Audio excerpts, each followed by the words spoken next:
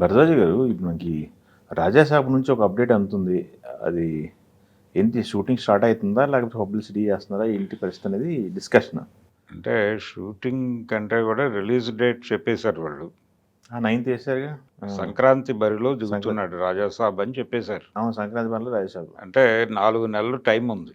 ఈ 4 నెలలు టైం ఉంది అనేది పక్కన పెట్టేస్తే ఒక పాట ఏదో షూట్ చేయడానికి పెడుతున్నారు 18 నుంచి. ఓకే.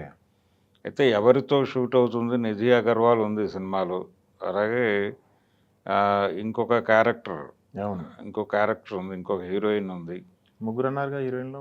ముగ్గురు హీరోయిన్లు. ముగ్గురు హీరోయిన్లలో ఎవరితో చేస్తారు? మాళవిక మోహన్ ఉంది. ఎవరితో చేయబోతున్నారు అనేది ఒక క్యూరియాసిటీ.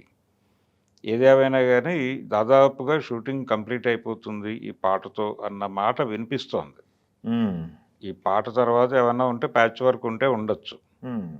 అయిపోతుంది. ఇప్పుడు ఆల్రెడీ ఈ బ్యానర్లో అంటే మిరాయి అనేటువంటి ఒక పెద్ద సక్సెస్ఫుల్ సినిమా ఇచ్చినటువంటి బ్యానర్లో ఇప్పుడు ఇది తయారవుతోంది. దాంతో ఇప్పుడు దీని మీద ఎక్స్పెక్టేషన్స్ ఆ యాంగిల్లో కూడా పెరిగే అవకాశం.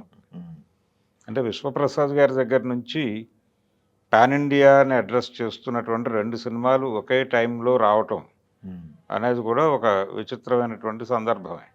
ఆయన ఆనందంలో ఉన్నాడు. మిరాయి ఇచ్చినటువంటి సక్సెస్లో ఉన్నాడు. ఈ సక్సెస్ని నెక్స్ట్ లెవెల్కి తీసుకెళ్లే సినిమాగా రాజాసాబ్ అవుతుంది. సో ఇప్పుడు మారుతి మీద బాధ్యత పెరిగింది.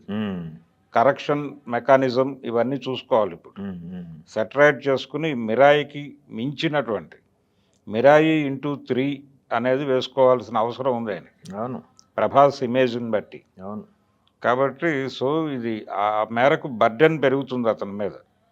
ఆ పెరిగిన బర్డెన్ ప్రకారం ఇప్పుడు మొత్తం ఒకసారి చెక్ చేసుకుని ఏదైనా ప్యాచ్ వర్క్ లాంటి కార్యక్రమాలు ఉంటే చేసుకుని అదే ముందుకి నడిపించాల్సినటువంటి పరిస్థితిలో ఉంది. కాబట్టి ఈ 18 నుంచి జరిగేటువంటి షెడ్యూల్ చివరి షెడ్యూలు అని కూడా చెప్పే పరిస్థితి కాదు. టైం ఉంది, 4 నెలలు టైం ఉంది. అవును. కాబట్టి డెఫినెట్గా రాజాసాబ్ సినిమాతో అంటే ఈ నేపథ్యాన్ని అంతా పరిశీలిస్తే ప్రభాస్కి కూడా ఒక బిగ్ హిట్ కావాలి ఇప్పుడు పాన్ ఇండియా మార్కెట్లో. అవును, తన్ని తాను సస్టైన్ చేసుకోవటానికి. అందుకని తను కూడా కొంత ఇంట్రెస్ట్ పే చేసి చేస్తున్నాడు ఈ సినిమాని. ఓ డిఫరెంట్ జానర్లో వెళ్తున్న సినిమా ఇది. హారర్ జానర్లో చాలా గ్యాప్ తర్వాత సరదాగా కనిపిస్తూ చేస్తున్నటువంటి సినిమా. మారుతి సినిమా అంటేనే ఎంటర్టైనింగ్ హీరోయిజం ఉంటుంది. ప్రభాస్ నుంచి ఎంటర్టైనింగ్ హీరోయిజం అనేది జనం కోరుకుంటున్నారు. ఇది ఏ రేంజ్లో పండితే ఆ రేంజ్ సక్సెస్ అవుతుంది సినిమా. అవును. పాన్ ఇండియా మార్కెట్ కూడా ఆ తరహా హీరోయిజం కోరుకుంటోంది అతని నుంచి. కోరుకుంటోంది అనటానికి ఒక బలమైన నిదర్శనం సాహోనే. సాహో సినిమాలో కొంత ఎంటర్టైనింగ్ హీరోయిజం ఉంటుంది. అది ఆ మోతాదులోనే ఆ లెవెల్లో కనెక్ట్ అయినప్పుడు దాన్ని డోస్ పెంచితే ఏ రేంజ్లో పెడుతుంది సినిమా అనేది ఆ అంచనాలు కడుతున్నారు అభిమానులు ఆల్రెడీ. డ్యూయల్ రోల్ కదా దీంట్లో. అవును, కడుతున్నారు. అంటే టోటల్గా ఎంటర్టైనింగ్గా నడుస్తుంది సినిమా. ఇంకా దీనికి అనుపమ్ ఖేర్ ఉన్నాడు, సంజయ్ దత్ ఉన్నాడు. చాలా పెద్ద ప్యాడింగ్ ఉంది సినిమాకి. చాలా భారీ అంచనాలు ఉన్నాయి. ఈ పాన్ ఇండియా లెవెల్లో పెరిగినటువంటి ప్రొడక్షన్ హౌస్ నుంచి పెరిగిన బాధ్యతలు ఉన్నాయి. ఈ బాధ్యతల నేపథ్యంలో ఇది చివరి షెడ్యూలు అని చెప్పే పరిస్థితి అయితే లేదు. ఇంకొంచెం టైం తీసుకుని సినిమాని ఇంకొంచెం కేర్తో కంప్లీట్ చేసి ముందుకు నడిపిస్తారు. పాన్ ఇండియా లెవెల్లో విశ్వప్రసాద్ గారికి మరో భారీ విజయం. రాజాసాబ్ గ్యారంటీ ఇచ్చేటువంటి పరిస్థితి అయితే కనిపిస్తోంది. ఓకే.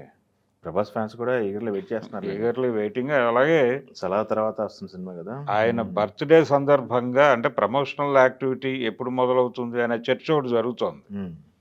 దానికి కూడా ఒక అప్డేట్ వచ్చింది బయటకి. రేపు అక్టోబర్ 23 ఆయన బర్త్డే ఉంది ప్రభాస్ది. ఆ సందర్భంగా ఫస్ట్ సింగిల్ బయటకు వస్తుంది అనే మాట వచ్చింది. అది నిజమే కావచ్చు. అంటే అక్కడి నుంచి మొదలు పెడతారు ప్రమోషన్.